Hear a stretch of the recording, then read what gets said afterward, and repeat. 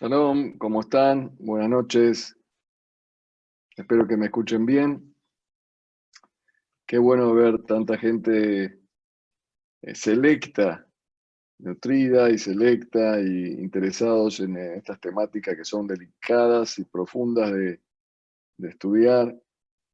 A todos los jóvenes que participan y a todo el público que participa, nuestras bendiciones, que Hashem los bendiga con salud, alegría, verajá, éxito. Y no hay más satisfacción que poder estudiar, poder aprender, poder descubrir nuestra Torá, que es una fuente de, de espiritualidad y de conexión con Dios. Bueno, hoy estamos analizando, justamente, como decía el Rabo Isaíd, a quien le agradezco que haya organizado este evento, en el marco del Bet Midrash de Menorá, a causa de que festejamos el otro día Lag LaOmer, que es prácticamente el último festejo religioso que se estableció en el calendario judío.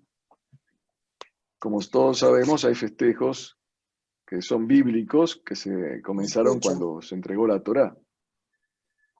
Después aparecieron los festejos que agregaron los Jajamim, las de Rabbanán, como Purim, Hanukkah, y los Ta'aniot, los ayunos, como Tisha B'Av, Shiva Asar Betamuz y otros. Y después prácticamente no hubieron más acontecimientos históricos que se establecieron en el calendario, ni históricos, ni religiosos, ni litúrgicos.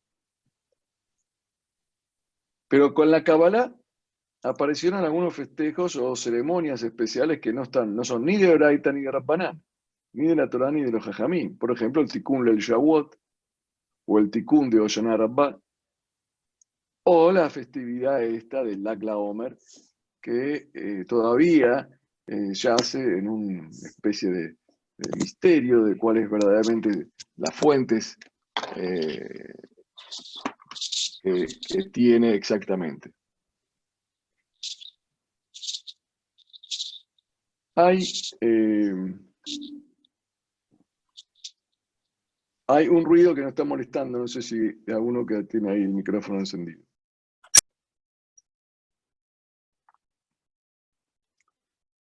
Este festejo del Lag LaOmer principalmente se inspira, según las fuentes históricas, en el posicionamiento o la veneración a Rabbi Shimon Bar Yochai, que era uno de los alumnos de Rabbi Akiva, que sobre él existe la famosa historia de que estuvo 12 años en la cueva, que fue decretado, como contamos en la Lag LaOmer, en el marco de la comunidad de Camargo, cuando festejamos este año, estuvo condenado a muerte por los romanos, estuvo 12 años dedicado al estudio de la Torá con su hijo, y después un año más, en total 13 años, y en esa época, bueno, él, imagínense estudiar 13 años solo en una cueva con un hijo, de acuerdo a la anécdota que ahora no estamos analizando desde el punto de vista histórico, pero lo que sí se pondera y se marca en Rabbi Shimon Bar Yochai, y también de todas sus enseñanzas que uno puede ver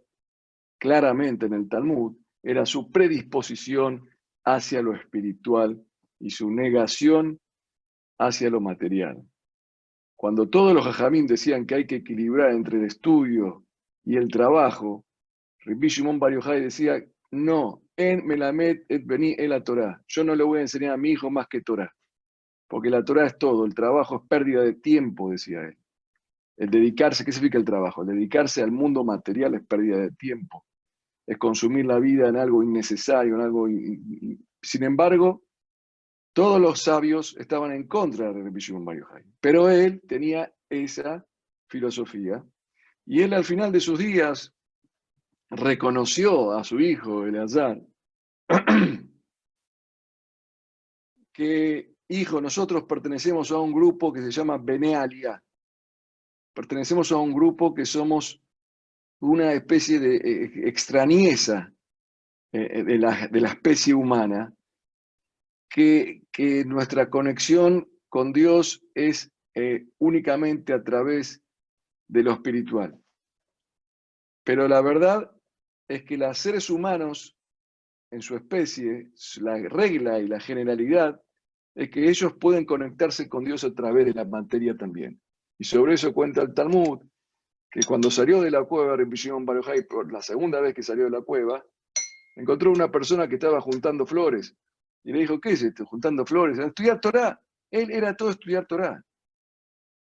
Es más, era tanto entregado a la meditación, al estudio, que ni siquiera interrumpía para decir Kriyat Shema ni Tefilá, que es un tema para un día analizarlo galágicamente, si es posible. Él decía que uno que está estudiando Torah no tiene que interrumpir para rezar ni para leer Kriyat Shema.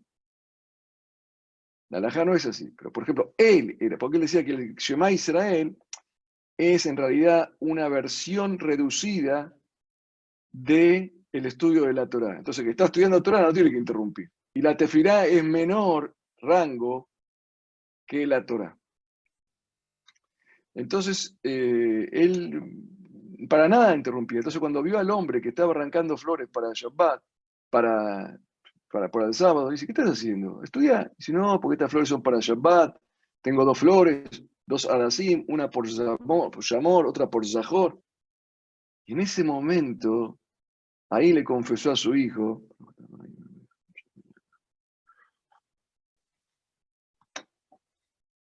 mirá qué bien, enaltece el mundo material para la dignidad de Dios. Se conecta con Dios a través de lo material. Este es el ser humano verdadero. Nosotros somos Bene Aliyah, le dijo, somos gente especial. El Bishon Bar Yochai no era más jajam que otro jajamín, era otro estilo. Era el estilo que ponderaba la espiritualidad y no necesitaba el materialismo para conectarse con Dios. Un caso único y excepcional, no digno de tomarlo como modelo, pero sí digno de tomarlo como inspiración. Que en realidad en la materia es un medio. Él no la necesitaba, nosotros sí. Nosotros en Shabbat tenemos que poner la mesa, tenemos que hacer un lejaim con vino, tenemos que... así somos los seres humanos, hay que vestirse, ponerse un lindo talet, tener un buen libro, una buena casa, porque si no tenemos el cuerpo bien, no podemos conectar con Dios. Rabbi Shimon Bar Yochai decía, ¿cómo una persona va a sembrar, va a arar? ¿Y cuándo va a estudiar Torah? Si tiene que sembrar, si tiene que arar. No, no, hay que estudiar Torah y Dios proveerá. Eso era él solo. No es él un modelo establecido en el Talmud para la humanidad. Es un prócer para tomarlo como inspiración, para recordar que lo material tiene que ser un medio, que lo verdadero es lo espiritual. Rabbi Shimon Bar Yochai ni siquiera necesitaba los medios para lo material. Esa era la diferencia que tenía con sus compañeros, que eran tan jajamim como él. También Ramán Gamliel. Todos los jajamim le discutían, le decían que no. El hombre tiene que combinar el estudio con el espiritual, con las tareas materiales. Bueno, ahora bien, entonces se estableció el día 33 del Omer para recordar la memoria, Rabbi Shimon Bar Yochai. ¿Quién lo estableció? En realidad no es el día que murió, no se sabe bien si murió ese día o no, no es claro, pero se recordó ese día porque fue el día que terminó la pandemia con los alumnos de Rabbi Akiva, que eso sí está escrito en el Talmud, que fue un acontecimiento histórico, que terminó casi seguro el día 33 del Omer, pero entre Pesaj y Shavuot terminó. Entonces, cuando termina la pandemia, se establece también, recordemos a uno de los alumnos de Rabbi Akiva, que no murió en la pandemia, que fue uno de los continuadores de la enseñanza de Rabbi Akiva, que era Shimon Bar Yochai, que dedicó su vida a lo espiritual. Ahora, Shimon Bar Yochai después se hizo famoso en un momento determinado. Eso era la fama de él en la época del Talmud. Pero en el año 1270, o sea, como 1000 años después, 1400 años después de Rabbi Shimon Bar Yochai, en la ciudad en una ciudad de España, aparece un rabino, que se llama Rabino Moshe de León, y de repente descubre, difunde que tiene un libro, una acumulación de Midrashim, Midrash Rabbi Shimon, o Zohar, el famoso libro del Zohar. Este libro era desconocido hasta el año que aparece el Rab Moshe de León, que era un cabalista. Vamos a ver que es un cabalista, vamos a explicar un poco qué es la Kabbalah. Esta charla hoy no va a poder concluirse, yo ya me estoy dando cuenta. Por favor, que los que participen sigan va a tener como 3 partes, va a ser una serie, no una película. Pero es bueno que los que no entren nuevos muchos después, o que se interesen o que escuchen esta grabación. Rabbi Moshe de León, él descubre el Zohar, difunde un Zohar. ¿De dónde salió el Zohar? Y dice que lo escribió Rabbi Shimon Bar Yochai. Eso es lo que hoy nosotros tenemos el dato, que nos cuentan que hubo un rabino, Moshe de León, que en el año 1270 en España difundió el libro de Rabbi Shimon Bar Yochai. Esto era el libro Zohar es un comentario sobre la Torah, una explicación, un pirush, como el Unkeluz, como Rashi, pero es una obra, la que tenemos hoy, una obra faraónica, enorme y de una profundidad tremenda. El problema que se suscita, bueno, más allá del Zohar en sí, hay 2 problemas. El Zohar en sí, si tiene algún tipo de poder canónico, religioso, como para establecerlo como un libro que uno debe aceptarlo en la religión judía, porque en el año 1270, en plena España, aparece un libro que va a establecer la ideología judía. ¿Puede ser algo así? Que uno dice que porque lo escribió Rabbi Shimon Bar Yochai. Hay muchos libros que escribieron los Tanaim. No es la primera vez que hay un libro que escribe un Tanaim. Sifri, Safra, Mejilta, los Tanaim, que eran los Jaim de la Mishnah, escribían libritos. Pero se sabían siempre que el Sifri, el Safra, la Mejilta, la Mishnah la hizo Rabbi Yohanan así, la Tosefta la hicieron otros 2 Jajamim. Pero de repente en el año 1270 aparece un libro nuevo y para colmo habla de asuntos teológicos de gran profundidad y las bases del judaísmo, y un comentario sobre la Torah que nunca lo escuchó nadie antes. ¿Cómo puede ser? Se le dio tanta trascendencia, casi se lo puso a la altura del Talmud o de la Torah, el Zohar, Teilim. Entonces la pregunta es si tiene realmente la jerarquía canónica que corresponde al Zohar. Y segundo, si lo escribió Shimon Bar Yochai, es como para atribuírselo a Rabbi Shimon Bar Yochai, seguro. ¿Quién dijo? ¿Quién? ¿Cuál es el testimonio? Nosotros, para dar testimonio que una persona viene al rabinato, dice yo me quiero casar, usted es soltero, tenemos que pedir testigos, tenemos que hacer todo tipo de trámites. ¿Quién avala que el Zohar lo escribió Rabbi Shimon Bar Yochai? ¿Y qué importa también? Tercera pregunta, si lo escribió Shimon Bar Yochai o no. Pues bien,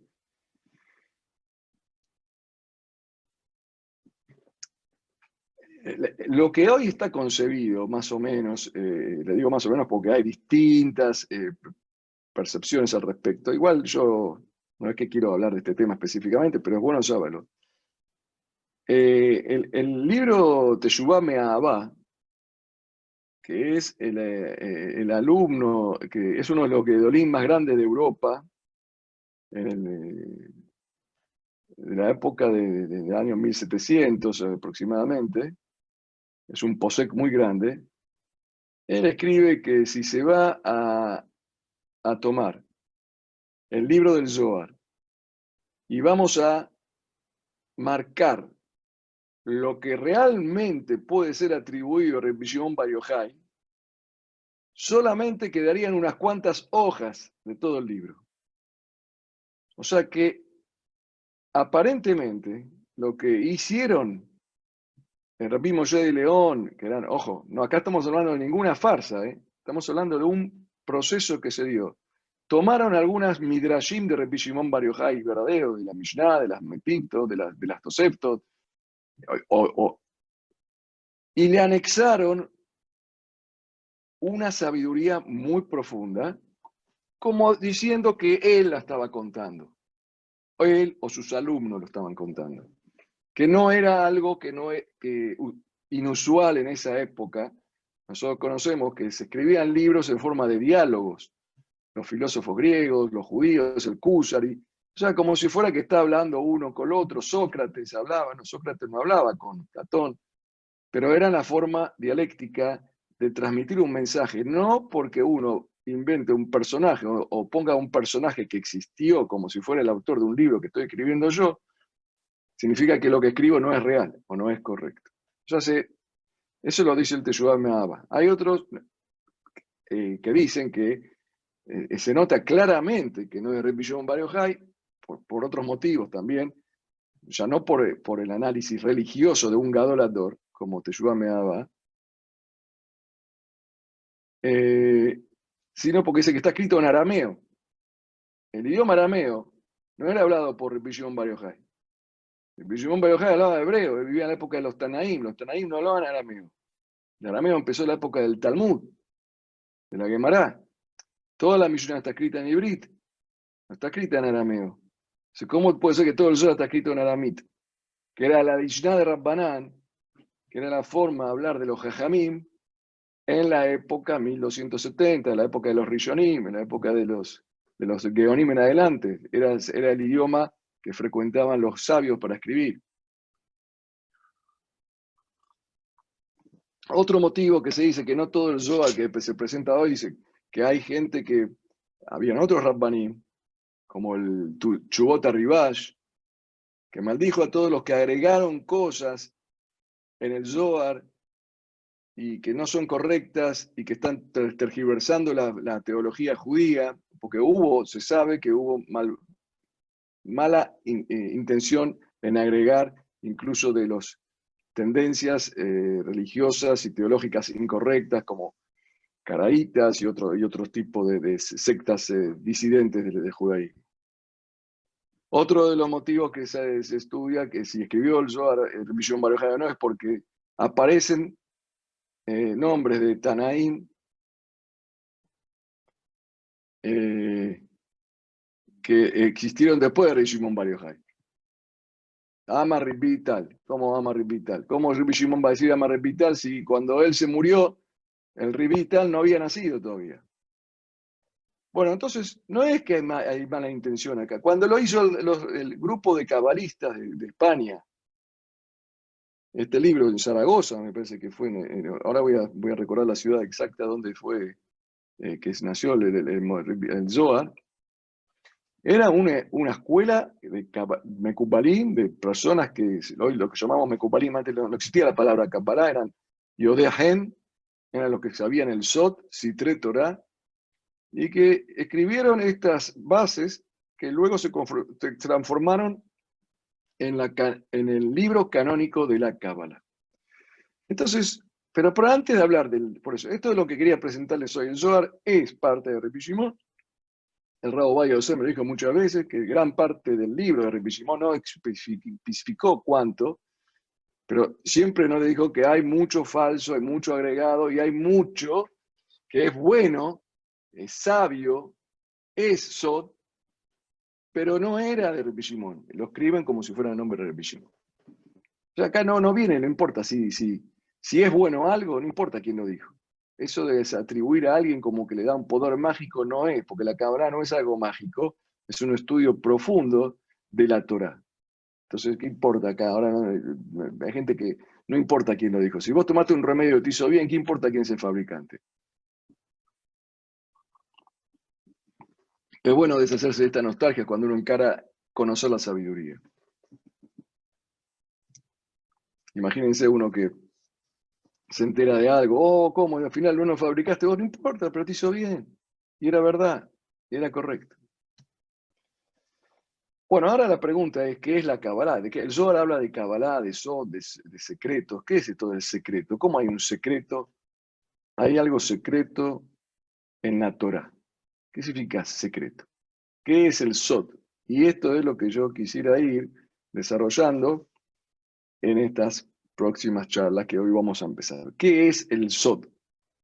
que es la Kabbalah, de que hoy tiene una popularidad tremenda. Imagínense un secreto que es conocido a viva voz. ¿Qué clase de secreto es este? ¿Es secreto o es popular? Hay gente que no sabe ni cómo se debe hacer Netilat Yadayim a la mañana, pero sabe de Kabbalah. Y se supone que la Kabbalah es algo secreto. ¿Cómo puede ser secreto? Es tan popular, está en internet, está en todos lados. Entonces acá hay algo que hay que eh, redimensionar y entender sobre esta parte de la tradición judía que es muy preciada, pero lamentablemente muy manipulada, manoseada y maltratada. Y a veces es utilizada para la corrupción. Por eso es importante conocer lo que es la Kabbalah, qué es el Sod, si es parte del judaísmo o no, y si qué parte de es y en qué consiste. Entonces vamos a ir a las fuentes nuestras, de nuestros textos sagrados, a ver dónde aparece por primera vez algo que nos dé un indicio de que existe algo secreto. ¿Cómo algo secreto? Si se supone que Dios, cuando le entrega la Torah al pueblo de Israel, se la dio Bekolé Kolot públicamente. Toda nuestra fe se basa en que el Mahamad Sinai, en la entrega de la Torá en el monte de Sinai, donde Dios congregó a los 2 millones de judíos que salieron de Egipto, y en ese momento el mundo entero se difundió la Torá, que el pueblo de Israel recibió la Torá, hizo ruido Dios a propósito. Abrió el mar, las plagas de Egipto, y le entregó la Torá con ruido, con una manifestación tremenda. Entonces, ¿qué significa? Con la Torá oficial se entregó un sobre cerrado así por abajo de la mesa, secreto también, ¿sí o no? ¿Es parte de la Torá o no es parte de la Torá? Porque registros históricos oficiales no tenemos. Nosotros hace 3000 años que leemos la misma Torá y el mismo Talmud, la misma Torá lleva al pelo, lo mismo Brit Milá, la misma mitzvot, los mismos mandamientos, que comemos matzá. En Pesaj podemos científicamente comprobarlo históricamente de hace 3500 años. Pero si de repente alguien me dice, no, yo tengo un secreto que a mí me contó mi padre, que le contó mi abuelo, que tenemos que comer, no sé, mandarina todos los domingos, porque así hay un secreto. ¿No puede venir? No, justamente el poder de la tradición radica en la divulgación, la mefursamot en tzrihim reayá, en la ley básica de la lógica. Lo que se ve claramente, lo que es conocido para todos, no hace falta traer testimonio, porque es visto por todo. El sol sale, se ve. Entonces, sí, pero hay un planeta ahí que, bueno, el planeta a mí no me consta. Las verdades tienen que ser claras, si no, no se pueden generar obligación. Entonces la Torá fue algo público, algo manifestado, como dice la propia Torá de los Pesukim. Kolaam, Roim etakolot, betarapidim, betayankulot. Y el pueblo veía los voces y los estruendos y los relámpagos, o sea que fue algo deliberadamente público. Entonces, ¿qué pasa que hay? ¿Hay un secreto aparte o no hay un secreto aparte? ¿Encontramos alguna fuente en nuestras escrituras sobre un concepto de Sot? Pues hay muchos, sí, efectivamente. Hay, por lo que estudiamos y está escrito, secretos, y vamos a ver sobre qué son los secretos y a qué se refieren. ¿Dónde encontramos esa fuente? Primero, que la fuente más famosa que uno puede saber está en el Talmud, y se repite constantemente en el Talmud, y los Poskim, los Rishonim, el Rambam, el Ramban, nuestra tradición bibliográfica trae el concepto de que existe un Maaseh Bereshit y Maaseh Merkabah, y está también en el Tanaj mismo, el libro de Yehezkel, y el Génesis. Y el libro de Yehezkel son los dos libros, de Bereshit y Yehezkel, son los dos libros que tratan de los Sodot, de los secretos que se entregaron al pueblo en código, y a algunos se los entregó Moshe, o sea, Dios a Moshe, y Moshe, a algunos, muy pocos, se los entregó desmenuzados y explicados. Los símbolos básicos están en el libro Bereshit y en el libro Yehezkel. Lo llaman los Jajamim en el Talmud Maaseh Bereshit y Maaseh Merkabah. La creación del Génesis y la creación del carro celestial, que hablan sobre la estructura profunda de la existencia material y la estructura profunda de la existencia espiritual. O sea, el Maaseh Bereshit y el Maaseh Merkabah, que son detalles de cómo funciona la naturaleza espiritual y la naturaleza física, están simbolizados en el libro Bereshit y en el libro de Yehezkel y fueron transmitidos de Dios a Moshe y de Moshe a algunas personas de alto nivel intelectual y de alto nivel de nobleza espiritual. Estos secretos, estos sodot, son secretos que no cambian en absoluto ni un ápice la práctica de los mandamientos. O sea, que ni Moshe Rabbenu, ni el hombre más simple del pueblo de Israel, tienen una diferencia en cómo colocarse el tefilín, o si tienen que ir a la suká, o hacer ayuda a los pobres, o respetar a los padres. No cambia en absoluto el cumplimiento de las mitzvot, el cumplimiento de los mandamientos. En absoluto. Lo único que es el sod es una explicación filosófica, teológica, especulativa de cómo funciona el mundo, el espiritual y el material.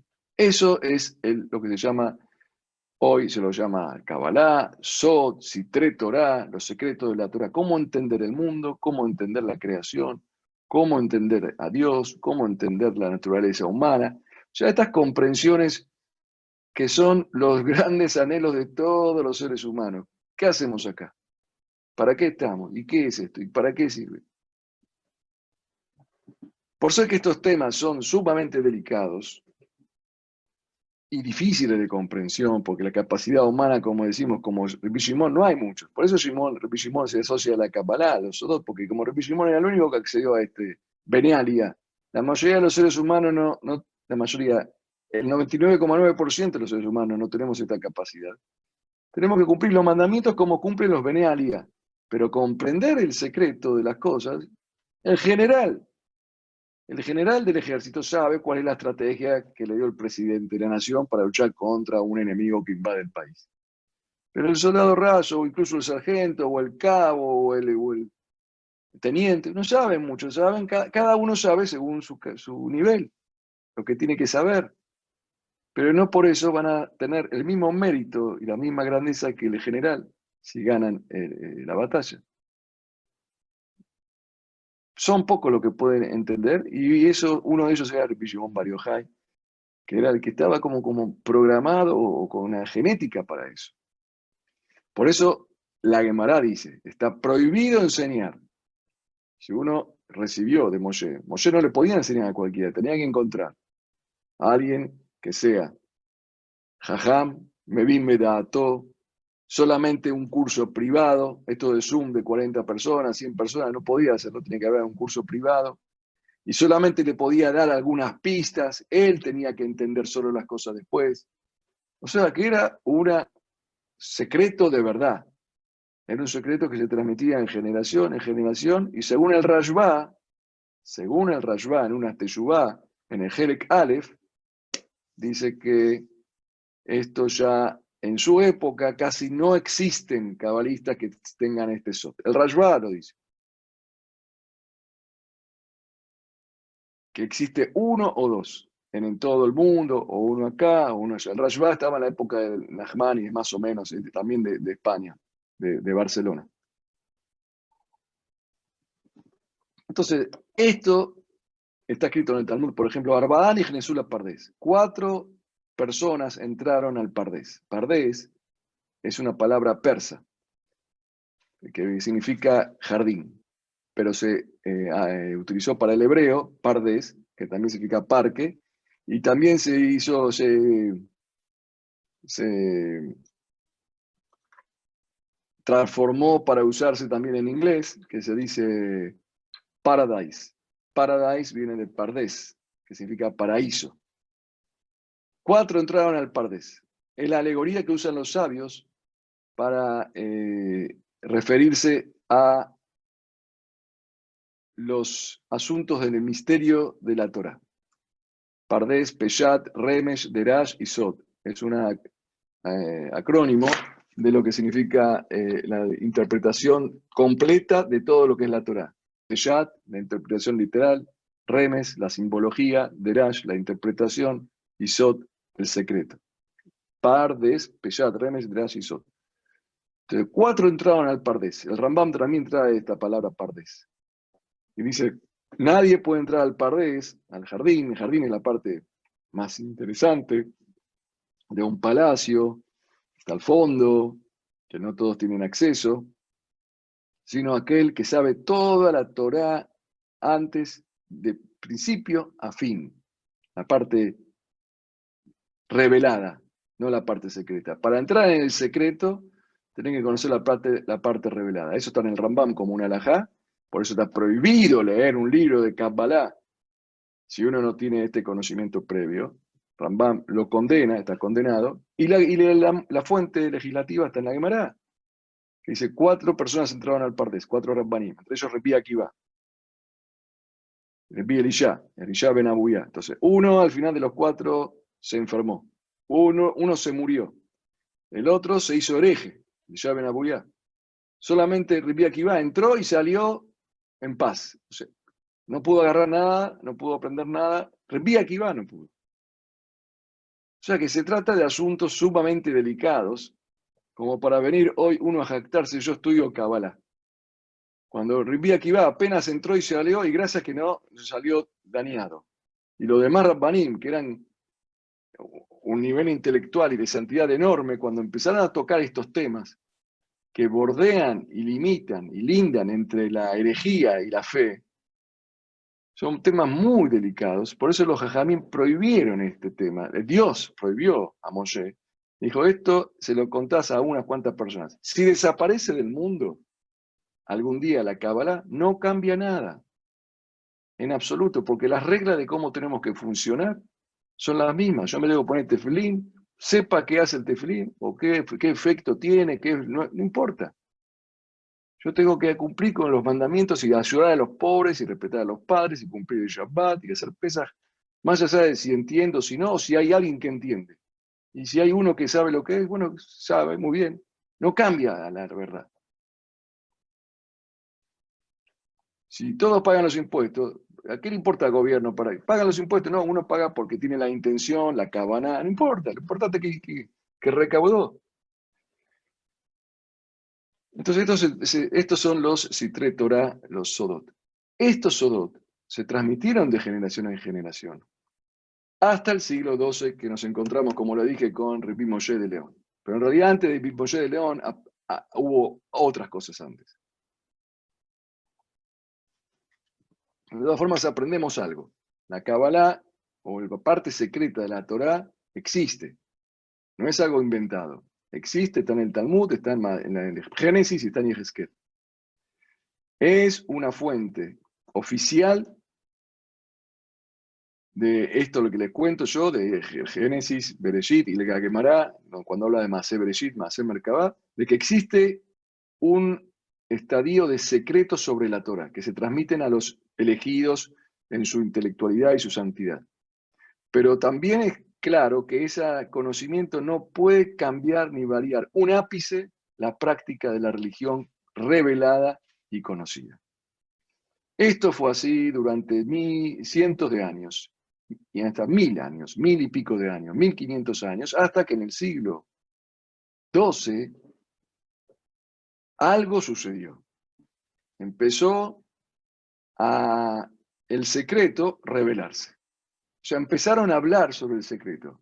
Vaya a saber primero qué quedó de ese secreto original que se transmitió de generación en generación a un pueblo que estaba constantemente expuesto a las diásporas, persecuciones. Imaginémonos que pasó todo esto los 800 años de la época de los jueces, las dos dinastías de los reyes del rey de tribu de Judea y de Israel, después los exilios, los Hashmonaim, el exilio babilónico, el exilio romano, la historia de Purim, son muchas historias, muchos tiempos, y hasta que llegamos a España. En España, en el siglo XIII, XII, XIII, empieza a revelar algunas cositas de esto acá.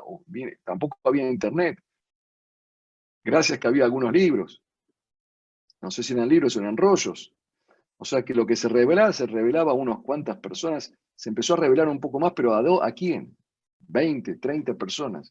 Pero eran ámbitos de estudio. Y se empezó a revelar cosas. Entonces ahí, aunque hubo una época en los Geonim antes de España, en el año 700, 800, donde aparecieron algunos pequeños también libros, pequeños de Sefera de Jalot, que hablaban de algunos secretos, pero eran como apuntes que hacían algunos para ellos mismos. Pero no era algo que se podía ni entender, no se podía entender. En el siglo, como digo, en el siglo XIII empieza a despertarse, además que especialmente en el año 1232 empieza el SOT, deja de ser SOT, el secreto deja de ser el secreto, se empieza a divulgar. Entonces, ¿qué ocurre? Imaginémonos que alguien saca una fake news, lo que hoy se llama fake news. El gobierno, el presidente, declaró hoy que a partir de mañana se interrumpe la cuarentena por el coronavirus. Uno hace una campaña y lo pone en todos los medios, todas las redes. Se entera el gobierno, es mentira. El presidente no dijo nada. Pero el presidente estaba evaluando si lo iba a hacer o no, estaba manteniendo un secreto, si iba a interrumpir la cuarentena o no.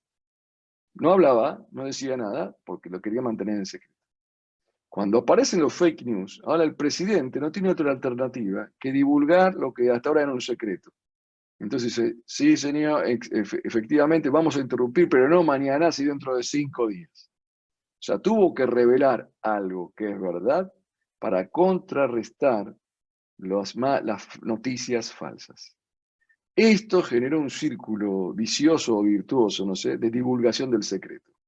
Aparecían personas inapropiadas, incapacitadas, desconocedoras del tema en profundidad, que tocaban de oído y empezaban a hablar de Sodot, de secretos, todo esto en el siglo XIII. Ahora vamos a explicar por qué históricamente en el siglo XIII. Pero empezó eso en el siglo XIII en España, justamente en España.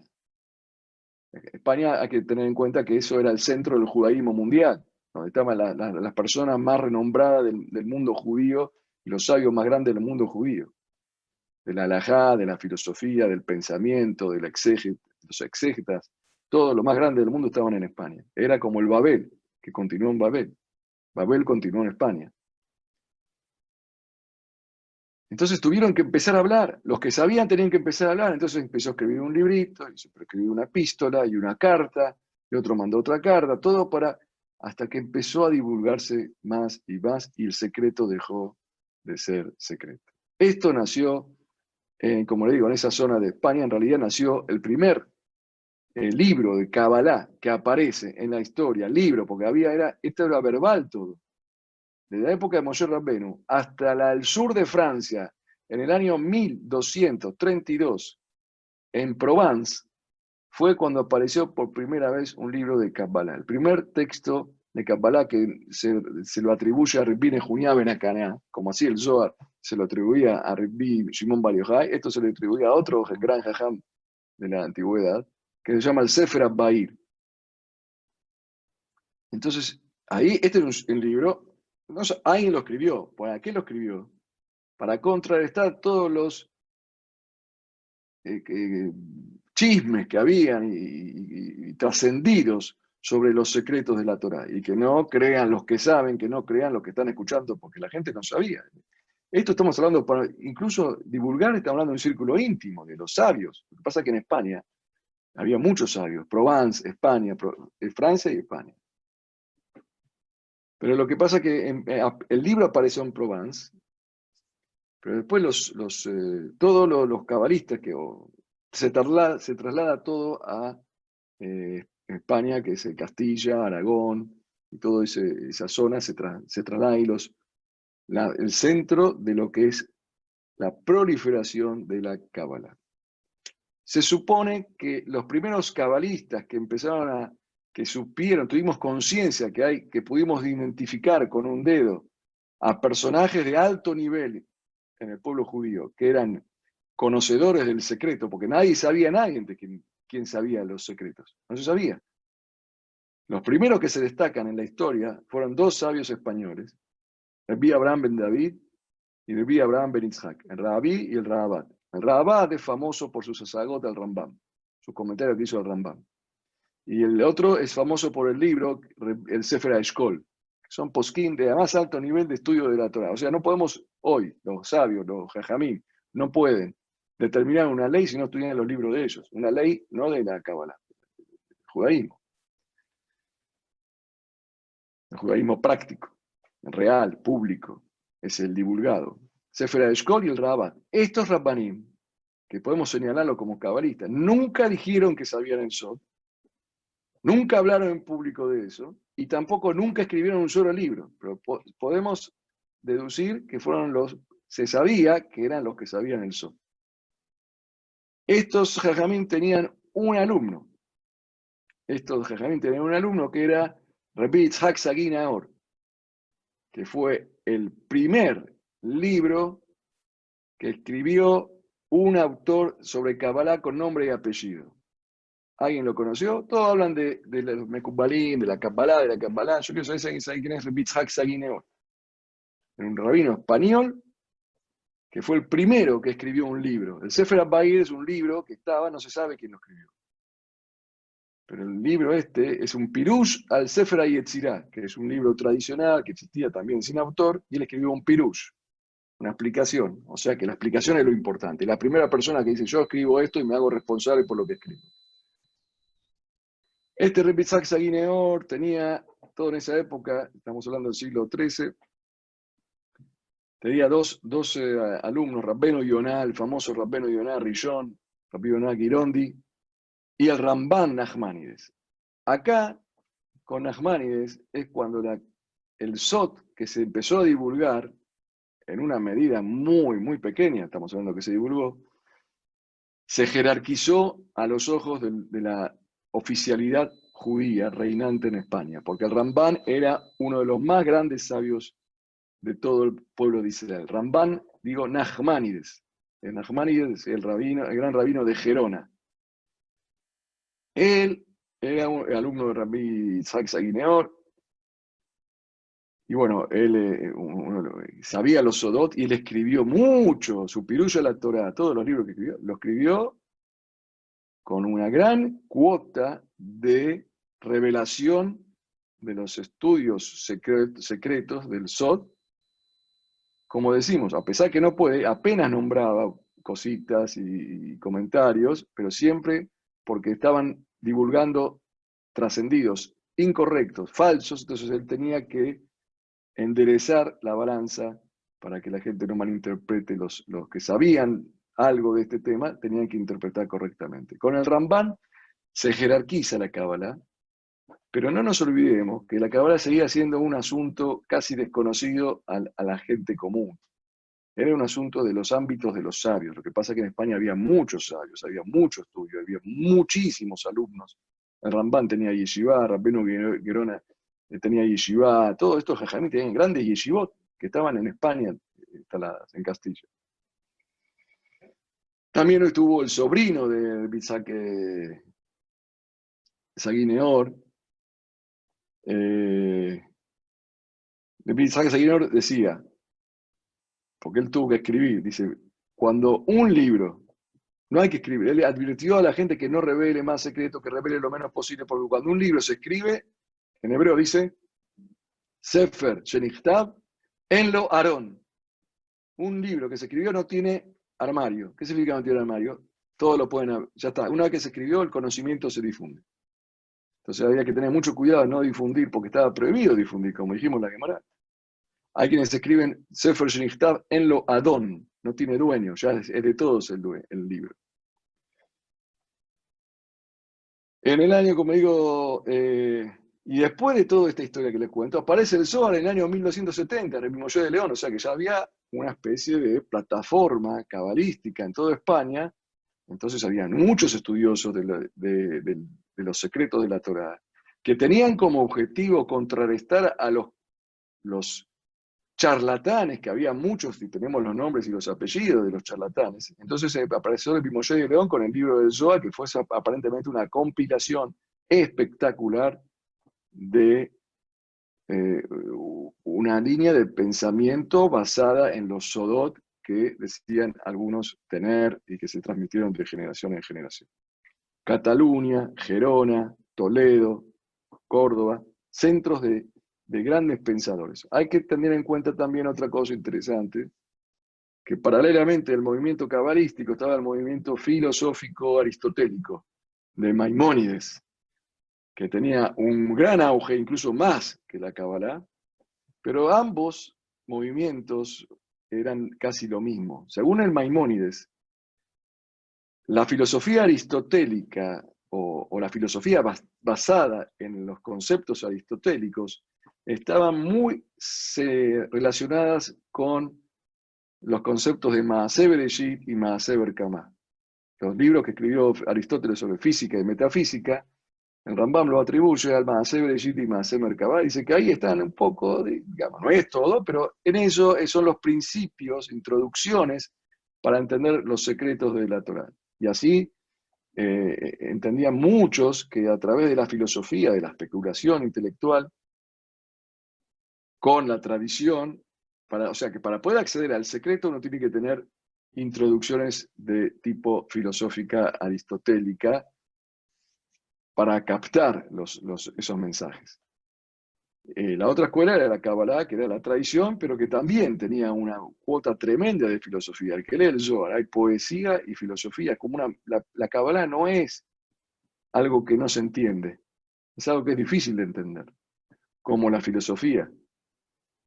Y posee mucho de simbolismo más que la filosofía. Podríamos decir que la Kabbalah y la filosofía se diferencian en que la Kabbalah tiene una cuota tremenda de simbolismos, y la filosofía es la explicación filosófica de la Torá es menos con símbolos y más con definiciones racionales. Y también la Kabbalah tiene mucho de poesía, mucho de alegoría, y la filosofía trata de ser lo más técnico posible, pero las dos, explican, o sea, tanto la línea del Rambam, que era la racional filosófica aristotélica, como la línea de los Jajamim que siguieron lo que llamamos hoy Kabbalah, tratan del Sot, tratan del secreto. Bueno, entonces entendemos acá que el Sot, que el secreto fue algo que existió, efectivamente es parte de nuestra fe, que existe una interpretación profunda, que solamente algunos lo saben, pero que a mí no me cambia la vida, ni me va a cambiar ni la vida material, ni la vida espiritual, ni la eternidad, nada. Nada. ¿Por qué motivo Dios creó algo secreto que la gente no todas pueden acceder? No es que lo creó, es así, y siempre es así en todos los ámbitos de la vida. Hay cosas difíciles, que las cosas difíciles entienden pocos. Es parte de eso de la naturaleza. En lo que es la vida, la existencia, Dios, el hombre, el alma, también es así. Hay cosas difíciles de captar, difíciles de entender. Es bueno que alguien lo sepa. El conocimiento es elevación espiritual y cuando uno tiene la capacidad, debe estudiarlo, porque así se eleva. El que tiene la fuerza tiene que hacerlo. Por eso Dios, como dice el versículo, Kol Adonai Bakoach, Kol Adonai Beadar. Leemos en los viernes del mismo de David, el versículo del Salmo de Teilim. Kol Adonai Bakoach, la voz de Dios en la fuerza. Dice, ¿qué significa la voz de Dios en la fuerza? La voz de Dios, la palabra de Dios, fue entregada a los hombres, cada uno según su fuerza, según su capacidad. Vos podés cumplir esto, vos podés cumplir esto, vos podés entender esto, vos podés entender aquello. Cada uno según su fuerza y su capacidad debe servir a Dios. Y cuando uno hace más de lo que puede, está mal. Y cuando uno hace menos de lo que puede, también está mal. Cada uno tiene que ejercer toda su capacidad, y por eso no tiene sentido de divulgar los secretos a los demás. Por eso dijo, esto solamente no marees a la gente, no confundás a la gente. ¿Cómo vas a poner una carga tan pesada a los demás? Ni Rabbi Akiva, solo Rabbi Akiva apenas pudo salir ileso del estudio de lo que es los secretos. Bueno, en Gerona, como le decía, y en Cataluña apareció Rabbi Ezra y Rabbi Azriel, dos hermanos, Rabbi Ezra ben Shelomó y Rabbi Azriel ben Shelomó, que eran también alumnos directos, alumnos directos. Yo cuando digo a veces alumnos es como que estudiaron o eran compañeros, pero estos eran alumnos directos de Rabbi Isaac Segui Nehor. Y junto con el Ramban, y así se formó un movimiento muy grande, y después, como le digo, apareció el Zohar, atribuido a Rabbi Shimon Bar Yochai, que les expliqué por qué, porque Shimon Bar Yochai era el símbolo de la espiritualidad. El Zohar, ¿qué es? Es la explicación de la Torah en aramit, pero la explicación al Piazo. Otro de los grandes cabalistas que apareció en Rabbi Asher ben David, que era sobrino de Rabbi Yitzhak Sagi Nehor, escribió el Sefer Aihud, y ahí escribió justamente el libro para retractar a los charlatanes de la Cábala. Ese fue el Sefer Aihud que escribió. Con esto hacemos yo puedo seguir varios momentos más, pero en la parte 2 que quiero hablar ahora, o sea que la Cábala es un concepto que existe en el judaísmo. Lo que pasa es que hay que ver si cuando dicen, mira, que según la Cábala hay que ver, ¿viste? Yo te puedo decir, según las leyes de Argentina, sí, la ley de Argentina existe, pero no sé si lo que me está diciendo está escrito en la ley de Argentina. La mayoría de la gente que habla según la Cábala, no sé si es verdad o no es verdad. ¿Cómo podemos saber? Lo que tenemos que saber es que la Cábala no cambia la halajá nunca. Nunca puede cambiar la halajá. Nunca, nunca. Si cambia la halajá, que ocurrió históricamente, hubo casos, inmediatamente fueron excomulgados y fueron sacados como Shabbatai Tzvi. Shabbatai Tzvi fue un cabalista que también generó un movimiento anti-Kabbalah. Había muchos jajamim que estaban en contra de la Kabbalah. De la Kabbalah, no que no hay Sodot. Uno de ellos, jajamim, estaba el alumno del Hatam Sofer, el Shuta Rivash, el Nodav Yehuda, Rabbi Yehezkel Nando. Estaban en contra de los movimientos cabalísticos, no porque no existía un Sod. Estaban en contra de ponderar el Zohar como un libro sagrado. Decían que eso se herejía. Estuvieron en contra. Ahora, ¿cómo puede ser? No es que estaban en contra que no hay un secreto. Hay un secreto, y hay un secreto. Bueno, pero el secreto es que lo estudian los que saben el secreto. Pero estos que vienen y difunden públicamente la Kabbalah como algo público, le hacían Jerem y los excomulgaban. Y más cuando apareció la tragedia de Shabbatai Tzvi, que casi diezmó al pueblo judío de la historia entre asimilaciones, abandono de la identidad, suicidios y depresión que generó este hombre, haciéndose creer al mundo que era el Mashiach, que era un profeta, y no lo era. Todo basado con la fuerza de la Cábala. Bueno, hoy hemos explicado que la Cábala existe, que hay muchos charlatanes, y que lo que me cuentan que es Kabbalah debe ser tomado con pinzas. Muchos jajamí estaban en contra de la Kabbalah que se difundía ya hace 300 años, como le nombré. O sea, que existir, existe. Ahora, si vos sos o no sos, no sé. Policías hay. Ahora, ¿cómo sé que vos sos policía o no? No hay que ser ingenuo. No hay que creerse todo lo que nos dicen. Por eso, la próxima charla, vamos a empezar a hablar de qué habla cada lineamiento de Kabbalah. ¿Cómo podemos chequear algo si es verdadero o falso?